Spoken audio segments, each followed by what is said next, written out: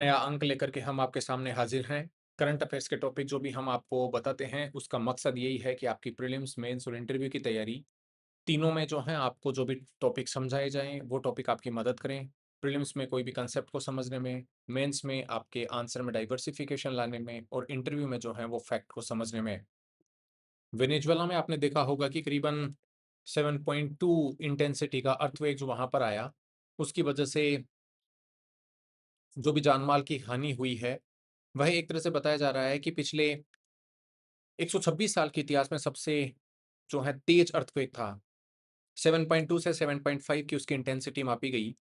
अब जानते हैं कि अर्थक्वेक क्या होता है, क्योंकि ये बहुत ज़रूरी हो जाता है। अर्थ की इंटीरियर्स को जानने के लिए भी अर्थक्वेक काफ़ी हमारी मदद करता है। तो जब हम अर्थक्वेक के बारे में बात करते हैं, तो एक तरह से सिंपल वर्ड में अगर इसका मतलब जाने, तो अर्थ का शेक करना अर्थक्वेक कहलाता है। यह एक प्रकार की नेचुरल इवेंट है जो कि एनर्जी जहाँ से अर्थ के अंदर से जो एनर्जी निकलती है, विभिन्न प्रेशर्स या टेम्परेचर्स के डिफरेंट डायनामिक्स की वजह से जो एनर्जी निकलती है, उस एनर्जी से ही जो है ये वेव्स जनरेट होती हैं और जनरेट होने के बाद में वो वेव ऑल डायरेक्शंस में ट्रैवल करती हैं, जिसकी वजह से शेकिंग ऑफ द अर्थ होती है। अब ये जो रिलीज होता है एनर्जी का, वह किसी भी फॉल्ट लाइन के अलोंग हो सकता है। यह फॉल्ट लाइन बेसिकली जो भी हमारी क्रिस्टल रॉक्स हैं, वहाँ पर कोई भी एक ब्रेक होता है, तो उसके एक मतलब मैनिफेस्टेशन के तौर पर आता है। जब हम बात करते हैं ऊपर का कोई भी स्ट्रक्चर जो कि उस पर्टिकुलर फॉल्ट लाइन के ऊपर है, तो वो फिर जो है एक दूसरे के इर्द गिर्द या तो फ्रिक्शन करते हैं या फिर उनकी मूवमेंट होती है और इसी की वजह से एनर्जी वहां से रिलीज होती है। अर्थक्वेक में ये जो एनर्जी जहां पर रिलीव होती है, वहां पर बेसिकली उस पॉइंट को कहा जाता है अर्थक्वेक का फोकस। इसी को ही हाइपोसेंटर भी कहा जाता है। एनर्जी वेव्स यहाँ से निकलने के बाद में डिफरेंट डायरेक्शंस में जो है वो मूव करती हैं और जो भी फोकस के पास का जो पॉइंट होता है, यानी नियरेस्ट जो भी ऐसा पॉइंट होता है, उसे एपिसेंटर कहते हैं। एपिसेंटर ऐसा एक पॉइंट होता है जहां पर वेव्स जो आती हैं, वो पहली बार अगर कहीं पर भी एक्सपीरियंस किया जाता है उनको, तो वो जो है एपिसेंटर कहलाता है। यह फोकस के सीधा एक तरह से ऊपर ही होता है, यानी it is a point which falls directly above the focus. तो अर्थक्वेक क्या है, एपिसेंटर और हाइपोसेंटर क्या है, ये आपको ध्यान रखने चाहिए। अर्थक्वेक जो है ज्यादातर लिथोस्फेयर में ही होता है। यह लिथोस्फेयर बेसिकली ऐसा एक जगह है जो कि सरफेस ऑफ द अर्थ से करीबन 200 किलोमीटर की डेप्थ तक एक प्रकार का मतलब इलाका है, जो कि आप उसको सिंपल भाषा में जानते हैं, जिसको लिथोस्फेयर कहते हैं। सीस्मोग्राफ एक ऐसा इंस्ट्रूमेंट होता है जिसकी वजह से ये जो वेव होती हैं अर्थक्वेक की, वो जैसे ही ग्राउंड के डिफरेंट डिफरेंट इलाकों तक पहुंचती हैं, उनको रिकॉर्ड किया जाता है। जब हम अर्थक्वेक के बारे में बात करते हैं, तो इनके 2 टाइप्स होते हैं, बॉडी वेव्स और surface waves. Body wave generally जो भी अर्थक्वेक की एनर्जी रिलीज़ होती है ना फ़ोकस के ऊपर, और जैसे ही वो डिफरेंट डायरेक्शंस में मूव करती है, तो जैसे ही वो बॉडी में, यानी अर्थ की जो बॉडी है उसके थ्रू आउट मूवमेंट उसका होता है, इसलिए इनको बॉडी वेव कहा जाता है। बॉडी वेव बेसिकली जो सरफेस में रॉक्स होती हैं, उनके साथ में इंटरेक्शन करती हैं और इसी के साथ इनको सरफेस वेव भी कहा जाता है। तो ये जनरली सरफेस के अलोंग जो है वो मूव करती हैं। इनकी जो भी वेलोसिटी के चेंजेस होते हैं, उसकी वजह से जब ये मतलब मान लो मटेरियल में एनर्जी जिस हिसाब से ट्रेवल करती है, तो फिर इनकी वेलोसिटी में और इनके मटेरियल जो भी रॉक्स के डिफरेंट डिफरेंट डेंसिटी के जो मटेरियल होते हैं, उनमें भी ये वेव्स जो हैं जनरली मूव करती हैं। इनमें जब हम बात करते हैं, तो यह जो मूवमेंट होता है, उसकी वजह से डिफरेंट डिफरेंट वेलोसिटीज भी जनरेट होती हैं। जनरली 2 टाइप की बॉडी वेव होती हैं, पहले को पी और दूसरे को एस वेव कहा जाता है। पी वेव ज्यादातर फास्ट मूव करती हैं और पहली सरफेस पर अराइव होने वाली वेव होती हैं। इन्हीं को इसलिए प्राइमरी वेव भी कहा जाता है। Primary wave basically sound wave की तरह भी जो है होती हैं, जो कि गैस, लिक्विड या सॉलिड मटेरियल किसी के भी थ्रू ट्रेवल कर सकती हैं। एस वेव्स सरफेस पर थोड़े समय के बाद में आती हैं, इसलिए इनको सेकेंडरी वेव भी कहा जाता है। Secondary waves only and only solid material से ही ट्रेवल कर पाती हैं और इसीलिए इनकी कैरेक्टरिस्टिक्स जो हैं वो प्राइमरी वेव्स से भी अलग होती हैं। जब हम इन वेव के बारे में बात करते हैं, तो साइंटिस्ट जो हैं इन वेव्स से अंडरस्टैंड करके अर्थ का जो इंटीरियर है उसका पता लगाते हैं। जैसे मान लो आपसे कोई पूछता है कि भाई अर्थक्वेक के कारण हमें क्या पता पड़ता है? तो आप ये बताएँ कि जैसे ही अर्थक्वेक आता है तो ये जनरली कहाँ से एनर्जी रिलीज़ हो रही है? वहाँ पर जो रॉक्स हैं, कौन-सा मेल्टन मोल म मैग्मा जो है वो वहाँ के मिनरल्स को लेकर के आ रहा है, इससे हमें पता चलता है। डिफरेंट रॉक्स की डेंसिटी से भी समझ में आता है कि भई how the movement of this has been. इनके जो वेरिएशंस होते हैं वेव्स के, वह बेसिकली जो भी सीस्मोग्राफ इत्यादि होते हैं, उसमें भी डिफरेंट रीडिंग से भी अर्थ के इंटीरियर के बारे में, रॉक्स के डिस्प्लेसमेंट के बारे में और अंदर किस हिसाब से इन रॉक्स का कोलैप्स हुआ है, उसके बारे में समझा जाता है। जब हम पी वेव्स के बारे में बात करते हैं, तो यह जो भी वेव की डायरेक्शन होती हैं, उसके पैरेलली वाइब्रेशन कंडक्ट करती हैं, जिसकी वजह से मटेरियल का जो है वो प्रेशर पड़ता है, जो भी वेव का प्रोपोगेशन का डायरेक्शन है उसमें। इसकी वजह से जो भी मटेरियल है उस पर्टिकुलर रॉक का, उसमें डेंसिटी डिफरेंसेस आते हैं, यानी वो मटेरियल जो है वो स्क्वीज़ होता है या फिर वो कंस्ट्रेंट होता है, जिसकी वजह से जो है वो डेंसिटी के डिफरेंसेस आएँगे। तो स्ट्रेचिंग या स्क्वीजिंग जो है, वह इस पी वेव्स के साथ में जुड़ा हुआ एक फिनोमेना है। बाकी की जो वेव होती हैं, वह जो मतलब वेव की डायरेक्शन है, उसके परपेंडिकुलर वाइब्रेट करती हैं। अगर हम बात करते हैं एस वेव की, तो ये जो वेव का डायरेक्शन होता है, उसके वर्टिकल प्लेन में जो है ट्रैवल करती हैं। इसलिए इनमें जब भी वर्टिकल होता है, तो ट्राउस या जो अपने मतलब क्रेस्ट होते हैं, वो मटेरियल में इनके द्वारा कंडक्ट होते हैं। जब हम बात करते हैं एक ऐसे ज़ोन की, शैडो ज़ोन भी एक पर्टिकुलर टॉपिक होता है, जो कि आपसे अगर पूछ लिया जाए क्या होता है, तो आप ये कहें कि कई ऐसे प्रकार के एरिया जैसे मैंने आपको बताया पी वेव। अब पी वेव जो है वो गैसियस, लिक्विड और सॉलिड मटेरियल में ट्रैवल कर जाती हैं। एस वेव केवल सेकेंडरी वेव होती हैं और वह सॉलिड मटेरियल में ही ट्रैवल कर पाती हैं। तो जब हम बात करते हैं डिफरेंट सिस्मोग्राफ जहाँ पर इनकी रिकॉर्डिंग होती है ना इन वेव्स की, तो उसमें कई प्रकार के शैडो ज़ोन होते हैं। शैडो ज़ोन का मतलब है वहाँ पर हमें जो है वो उस पर्टिकुलर वेव को उसने डिटेक्ट किया ही नहीं।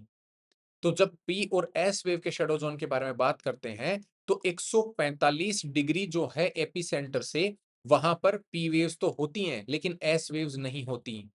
और इसी तरीके से 105 डिग्री एपिसेंटर से 145 डिग्री एपिसेंटर के बीच में दोनों जो वेव्स हैं, उनको कोई भी रिकॉर्ड नहीं मिलता। इसलिए कहा जाता है कि एस वेव्स जो हैं 105 डिग्री से बियॉन्ड नहीं मिलती, जबकि 145 के बियॉन्ड जो हैं या 105 से 145 के बीच में पी वेव्स नहीं मिलती। इसलिए कहा जाता है कि शैडो ज़ोन जो है एस वेव का, वह एक्सटेंट में भी लार्जर होता है और अर्थ का केवल 40% के आसपास का हिस्सा ही वो कवर करता है। अब बात आती है कि अर्थक्वेक के टाइप कौन-कौन से हैं, तो आप एक तो कह सकते हैं टेक्टोनिक अर्थक्वेक्स होते हैं, जो कि रॉक्स की जो स्लाइड होती हैं फ़ॉल्ट प्लेन के अलोंग वहाँ पर जनरेट होते हैं।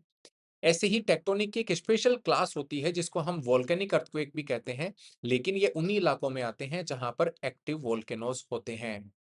इसी तरीके से कई बार हमने देखा होगा माइनिंग की एक्टिविटी जहाँ पर होती है, वहाँ पर रूफ जो होती है उस माइनिंग की, वह कोलैप्स कर जाती है और उसकी वजह से भी अर्थक्वेक कंडक्ट होते हैं। और कई बार हम जैसे एक्सप्लोड करते हैं कोई भी केमिकल या न्यूक्लियर डिवाइसेज़ को, उसकी वजह से भी ट्रेमर्स फ़ील किए जाते हैं, जिनको एक्सप्लोजन के अर्थक्वेक कहा जाता है। अर्थक्वेक को मेज़र करने के लिए रिएक्टर स्केल जो है वो इस्तेमाल किया जाता है, जो कि उसका मैग्नीट्यूड माँगता है। मैग्नीट्यूड का मतलब ये है कि अर्थक्वेक के समय कितनी एनर्जी रिलीज हुई, उसको जो है वो मैग्नीट्यूड से नापते हैं और रिएक्टर स्केल से जो है इसको नापा जाता है। मैग्नीट्यूड को 0 से लेकर के 10 के नंबर में जो है वो नंबर दिया जाता है। इंटेंसिटी को नापने के लिए मर्कली जो कि एक इटालियन इटालियन जो है सिस्मोलॉजिस्ट थे, उनके आधार पर उनके नाम के आधार पर जो इस इंस्ट्रूमेंट को नाम दिया गया, जो कि डैमेज जितना कॉज़ होता है ना अर्थक्वेक की इवेंट से, उसकी इंटेंसिटी को नापता है मर्कली। और इसकी जो इंटेंसिटी की स्केल होती है, वह उसकी रीडिंग होती है 1 टू 12। तो अगर पूछा जाए कि मर्कली जो है अर्थक्वेक के लिए, वह उसकी रेंज जो है वो 1 टू 10 होती है, गलत। या फिर आपसे अगर पूछ लिया जाए रिएक्टर स्केल की जो है वो रीडिंग होती है 1 टू 12, तो वो भी गलत है। अब बात आती है कि अर्थक्वेक के कारण कौन-कौन से इम्पैक्ट होते हैं, तो आप ये कहें कि सबसे बड़ा ग्राउंड की शेकिंग होना, डिफरेंशियल ग्राउंड के सेटलमेंट होना, कई बार लैंड या मड स्लाइड्स हो जाती हैं, कई बार सॉइल का लिक्विफेक्शन भी सामने आता है, कई बार ग्राउंड की लर्चिंग सामने आती है, अवलांच सामने आता है, ग्राउंड का डिस्प्लेसमेंट सामने आता है, फ्लड्स, फायर, सुनामी, इस फॉलिंग ऑब्जेक्ट, स्ट्रक्चर कोलैप्स, ये सब जो हैं वो इसी से जुड़े हुए हैं। जब हम बात करते हैं सुनामी की, तो बेसिकली जैसे ही अर्थक्वेक आया और जापान की जगह पर भी करीबन 6.7 की तीव्रता का अर्थक्वेक जो है वो फ़ील किया गया, तो उसकी वजह से भी वहाँ पर सुनामी की वार्निंग्स तो हालाँकि अब तक नहीं आई, लेकिन डर ये था कि कहीं सुनामी का अलर्ट नहीं आ जाए। तो पूछा जाता है भाई सुनामी क्या होती हैं? तो आप ये कहें कि सुनामी एक प्रकार की वेव्स हैं जो कि ट्रेमर्स के द्वारा जनरेट होती हैं। हालाँकि ये अपने आप में अर्थक्वेक नहीं होती। तो थोड़ा-सा ध्यान रखें, सुनामी अपने आप में अर्थक्वेक नहीं है। यह ट्रेमर्स के द्वारा जो वेव्स जनरेट होती हैं, वो कहलाती हैं। हालाँकि जब भी कहीं पर जैसे मान लो समुद्र के डीप सीटेड इलाकों में अगर कोई भी इस प्रकार का अर्थक्वेक आता है, तो उसकी वजह से वहाँ पर वो शेकिंग होती है, ट्रेमर्स फ़ील किए जाते हैं, जिसकी वजह से वाटर का डिस्प्लेसमेंट काफ़ी तेज़ हो जाता है और वो वाटर में एनर्जी आने की वजह से जो है उसके कारण काफ़ी डिस्ट्रक्शन होता है। तो जो है सुनामी इस प्रकार से चिंता का विषय बन जाती हैं। अगर रिएक्टर स्केल पर अर्थक्वेक का मैग्नीट्यूड 5 से ज़्यादा होता है, तो कई बार जो है ये सुनामी अर्थक्वेक के कारण डेवास्टेशन कॉज़ करती हैं। जब हम बात करते हैं अर्थक्वेक के इन्हीं इलाकों के बारे में, तो थोड़ा-सा हमें ये भी समझना चाहिए कि कई सारे ऐसे इलाके हैं, जहाँ पर जो है हमें अर्थक्वेक की जो कैपेसिटीज़ हैं, वह ज़्यादा दिखती हैं।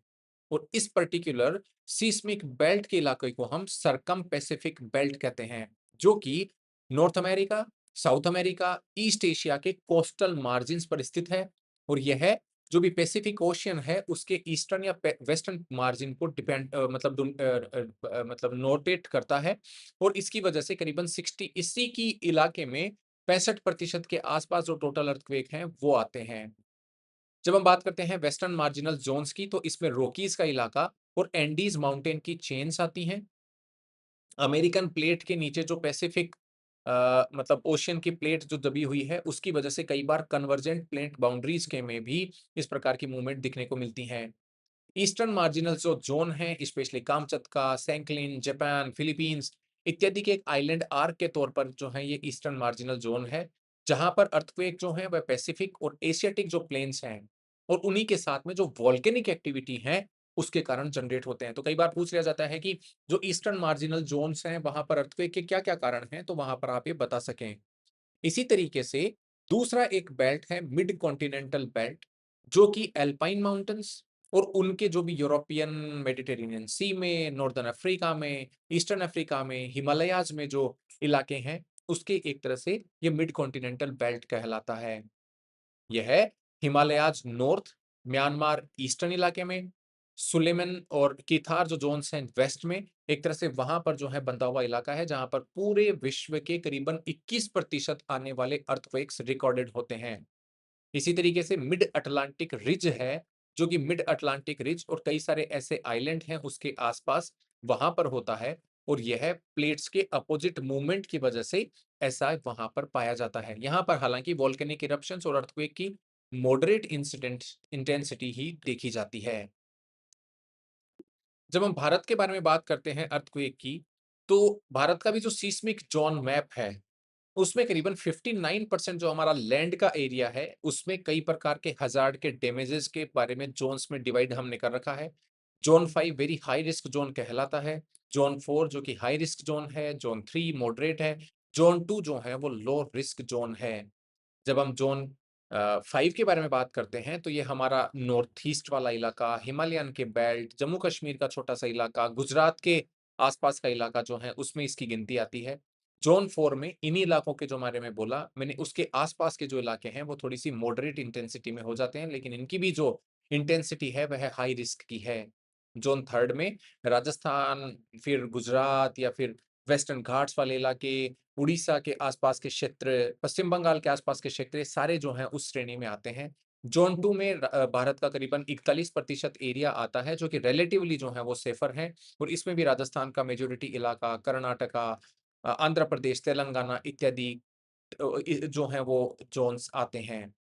जब हम बात करते हैं इन पर्टिकुलर इलाकों की, तो यहाँ पर जो है ये ज़ोन का कैटेगराइज़ेशन इसलिए भी इम्पोर्टेंट हो जाता है क्योंकि जो भी स्ट्रक्चर्स, इंफ्रास्ट्रक्चर बनाना है, ह्यूमन सेटलमेंट करने हैं, इंडस्ट्रियल ज़ोन बनाने हैं, डैम्स इत्यादि वो मतलब कंस्ट्रक्ट करने हैं, तो फिर उनको इसी हिसाब से जो है वो ध्यान रख कर के बनाया जाता है। जब हम बात करते हैं हिमालय के ज़ोन की, तो 8 की रिएक्टर स्केल पर हाई इंटेंसिटी के जो अर्थक्वेक हैं, उसके आने की संभावनाएँ यहाँ पर हमेशा बताई गई हैं। बिहार और नेपाल में 1934 में 8.3, शिलांग के 1897 में 8.7, कांगड़ा में मैग्नीट्यूड 8 का 1905 में, असम तिब्बत में 8.6 इंटेंसिटी के अर्थक्वेक ऑलरेडी 1950 में हमने जो है वो झेले हैं। जब हम बात करते हैं सेंट्रल हिमालय के इस पर्टिकुलर इलाके की, तो यहाँ पर टेक्टोनिक फीचर्स हैं, जो जियोग्राफिकल फीचर्स हैं, एलुवियल प्लेन्स हैं, इत्यादि भी जो हैं वो काफ़ी हाई रिस्क या प्रोन एरियाज़ में आते हैं। अर्थक्वेक के ज़ोन से हमें ये सीखना होता है कि इसका जो इम्पैक्ट है, यानी स्ट्रक्चरल डैमेज के बारे में बात करें, सरफेस के र रप्चर के बारे में बात करें या फिर लिक्विफेक्शन ऑफ द सॉइल के बारे में बात करें, तो यह जो है वो एक बहुत ही सिग्निफिकेंट इवेंट हो जाएगी और भारत के जो नॉर्थर्न इलाके हैं, जहाँ पर हाई डेंसिटी है लोगों की, एक तरह से वो बड़ी जो है हमारे लिए समस्या हो सकती है। ये जो वेनेजुएला वाली जो इंसिडेंट देखी गई है, इसमें 7.2 और 7.5 के 2 झटके इंटेंसिटी के आए। भारत में उस समय करीबन साढ़े 3 के आसपास का जो है वो समय था। हालाँकि यह भूकंप उस दिन था जहाँ पर वेनेजुएला में एक तरह से नेशनल हॉलिडे था, क्योंकि 1821 में स्पेन के खिलाफ जो आज़ादी की लड़ाई थी, उसकी जो है ऐतिहासिक जीत की सालगिरह मनाई जाती है। इसलिए स्कूल्स या जो ऑफ़िसेज़ थे वो ज़्यादातर बंद थे, जिसकी वजह से इतनी ज़्यादा जान-माल की हानि नहीं हुई और लोग ज़्यादातर घरों में ही थे।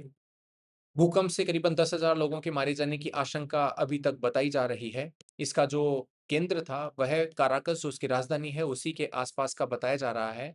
यह 126 साल का जो है, वो सबसे हाईएस्ट इंटेंसिटी का भूकंप है। इसके बाद में वहाँ पर जो है, वो इमरजेंसी घोषित कर दी गई है। कई सारे देश अब आगे आ रहे हैं वेनेजुएला में अपनी सोशल सपोर्ट करने के लिए। भारत ने भी जो है, हर संभव मदद के बारे में अपनी बात कही है। यहाँ पर जो मतलब अंतर्राष्ट्रीय ज़रूरतें हैं, वो भी इसलिए इम्पोर्टेंट हो जाती हैं because this is a natural crisis and no government alone actually can handle these pressures, because government के रिसोर्सेज़ जो होते हैं, वह भी अपने ही हिसाब से स्ट्रेच्ड रहते हैं और जब इस प्रकार की दिक्कतें होती हैं, तो फिर मानवीय जो एंगल हैं और इंफ्रास्ट्रक्चर या फिर उनके रिसोर्सेज़ मैनेज करना, लॉजिस्टिक्स को मैनेज करना, दवाइयों को मैनेज करना, वह बड़ा ही मुश्किल हो जाता है। 7 बड़ी और कई छोटी जो टेक्टोनिक प्लेट्स होती हैं, वो बेसिकली लगातार अपनी तैरती रहती हैं और कई बार आपस में टकराती हैं। तो इसकी वजह से जो ऊर्जा निकलती है, उसी को ही इसका एक कारण बताया गया है, क्योंकि यह पर्टिकुलर उस इलाके में है, ये वेनेजुएला की स्थिति, जो कि भूकंप का खतरा जहाँ पर ज़्यादा रहता है। कैरिबियन प्लेट और साउथ अमेरिकन प्लेट जो हैं यहाँ पर, ये आपस में टकराती हैं। तो कई बार इंटरव्यू में या फिर इवन प्रीलिम्स वगैरह में पूछा जाता है कि हाल ही में जो वेनेजुएला में जो अर्थक्वेक्स आए हेवी इंटेंसिटी के, उसमें कौन-कौन सी प्लेट्स हुआ उसके द्वारा, या फिर इन प्लेट्स की पोजीशन क्या है, या फिर इन प्लेट्स के कारण अर्थक्वेक जो आता है वह किस प्रकार के इलाकों में आता है। तो ये सब जो है आपको जानना चाहिए। क्रूड ऑयल की प्राइसेज़ जो भी प्री वॉर के लेवल्स थे, जहाँ पर 65 टू $70 बैरल जो है वो चल रही थी, अब उनमें कमी आई है, हालाँकि वो प्री वॉर के लेवल तक नहीं पहुँच पाई है। 73-74 डॉलर प्रति बैरल के हिसाब से अब तक प्राइसेज़ हैं। तो कई लोग ये कह रहे हैं कि भई जो भी प्राइसेज़ जिस हिसाब से पहले बढ़ाई गई थी, now there should be reduction in the prices. हालाँकि उसके बारे में आप थोड़ा जान के चलिए कि जभी भी हमने प्राइसेज़ बढ़ाई थी, फ़रवरी 28 को जो है अटैक स्टार्ट हो गया था और उसके करीबन अप्रैल के मंथ में जो है वो इसके प्राइसेज़ यानी क्रूड ऑयल के प्राइसेज़ $100 को पार कर गए थे। But India took so much of time to increase the prices. उससे पहले कई सारे देशों में एनर्जी के प्राइसेज़ ऑलरेडी बढ़ चुके थे, कहीं पर तो 50-80% तक भी प्राइसेज़ बढ़े। हालाँकि भारत ने जो है ये स्टेप सबसे लास्ट में एक तरह से ली थी। तो ऑयल कंपनीज़ को करीबन ऐसा बताया जाता है कि 25 टू 30,000 करोड़ रुपीज़ का भी जो नुकसान हुआ, उसकी जो है भरपाई भी हमें करनी है, क्योंकि जब हम बात करते हैं ऑयल मार्केटिंग कंपनीज़ को, अगर मान लो इतना ज़्यादा लॉसेस होगा, तो फिर वो रेगुलर सप्लाई कहाँ से लेंगे एनर्जी की? क्योंकि उनकी भी तो बैलेंस शीट मजबूत होनी चाहिए। उनमें जो लोग काम करते हैं एम्प्लॉइज़, उनको ही अगर चुकाने के लिए पैसा नहीं रहेगा, तो फिर वो एनर्जी की हमारी जो अवेलेबिलिटी है या एनर्जी सिक्योरिटी है, वो कैसे कर पाएँगी? तीसरा हमें ये भी देखना है एंगल कि भई विदेशी जो होर्मुज़ का जो रास्ता है, उसमें जो भी इस प्रकार के कॉन्फ्लिक्ट हुए, तो उसके बाद में वो होर्मुज़ जो है वो बंद कर दिया गया। वहाँ पर कई सारी जो जहाज़ें हैं जो कि एनर्जी को कैरी करती हैं, तो कई सारे लोगों ने अपने जहाज़ वहाँ के रास्ते से निकाल कर के सुरक्षित जगहों पर ट्रांसफ़र कर दिए। अब उनको वहाँ पर वो रास्ते में वापस लाना है, क्योंकि जहाज़ तो हमें चाहिए ना, कंटेनर्स तो चाहिए जहाँ से गैस या फिर ऑयल सप्लाई हो सकता है, वो वहाँ पर अगर नहीं होगा, तो फिर कैसे होगा? तो एकदम इमरजेंसी में तो ऐसा है नहीं कि भई कहीं से एयरलिफ्ट किया और उसको उतार दिया। तो वो वहाँ पर भी इंफ्रास्ट्रक्चर को बिठाने में काफ़ी मदद करेंगे। काफ़ी जो है वो अगर जाता है वहाँ पर तो ही तो जाकर के लैंडिंग कॉस्ट जो है वो कम होगी। लैंडिंग कॉस्ट का मतलब ऐसे समझिए कि भारतीय या कोई भी देश जो कि एनर्जी जहाँ से खरीदता है, फिर वहाँ से उसको ट्रांसपोर्ट करना पड़ता है, उसके कमीशन देने पड़ते हैं। तो अब सिचुएशन ये है कि स्ट्रेट ऑफ हॉर्मुज़ के बंद होने से जो संकट पैदा हुआ था, तो जहाँ पर जो भी नाव थी, वो करीबन-करीबन 10 गुना तक भी जो है वो किराया वसूलने लग गई थी। दूसरा, इंश्योरेंस की कॉस्ट बढ़ गई थी, तो जिसकी वजह से तेल की प्राइसेज़ बढ़ी क्रूड ऑयल की, इंश्योरेंस की कॉस्ट बढ़ी, लंबा दूरी तय करके आना पड़ा और जहाज़ों का जो रेंट लिया जाता था, जो फेयर था, वह भी जो है करीबन 10 गुना के आस-पास पहुँच गया।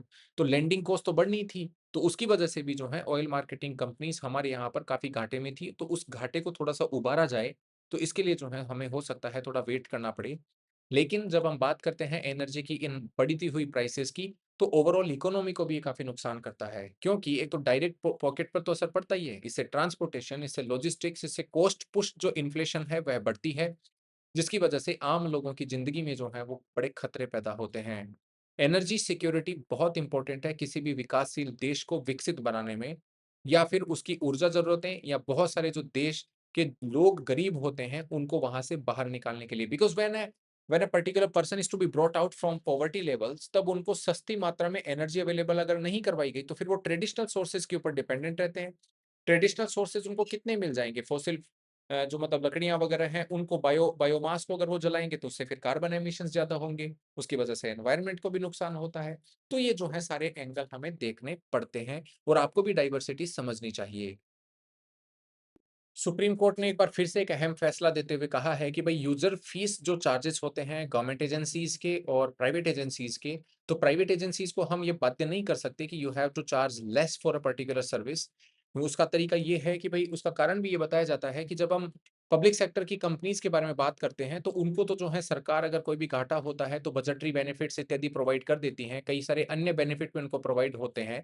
लेकिन ये जो प्राइवेट कंपनीज़ होती हैं, उनको टैक्सेशन भी देना पड़ता है, उनको सरकार से मतलब मदद भी नहीं मिलती, तो उनको जो है उनके जो भी इन्वेस्टर होते हैं या जिन्होंने भी पैसा लगाया, उनको भी रिटर्न देना पड़ता है और अपनी यूज़र सर्विसेज़ को उनको हाई क्वालिटी बनाना पड़ता है, जिसकी वजह से वो कॉम्पिटिशन में टिके रहें। इसके लिए कई बार जो है वो फीस ज़्यादा होती है, तो फीस एक रीज़नेबल स्तर तक होनी चाहिए। तो जब आपसे अगर बात होती है, मान लो इंटरव्यू में भी आपसे अगर ओपिनियन माँग लिया जाए कि आजकल जो है वो फीस को कंट्रोल करने के बारे में या फिर जितनी भी प्राइवेट एजेंसी जो यूज़र सर्विसेज़ अवेलेबल करवाती हैं या मान लो कोई भी मेडिकल कॉलेज है या फिर कोई भी एजुकेशन इंस्टीट्यूशंस हैं, वो हायर फीस ले रहे हैं, तो उसमें आपका ओपिनियन इस तरीके का होना चाहिए कि सर पहली बात तो स्टडी की जाएगी कि भई वो फीस के स्ट्रक्चर्स कितने एक हैं। एक लेवल तक तो हम उनको अलाउ कर सकते हैं, इवन सुप्रीम कोर्ट ने भी कहा है और कहा है कि भई अगर ये हमने अलाउ नहीं किया तो फिर अगर वो अपनी सर्विसेज़ की स्पेंडिंग जो हैं, उससे भी कम मात्रा में अगर देंगे, तो फिर कमाएँगे क्या?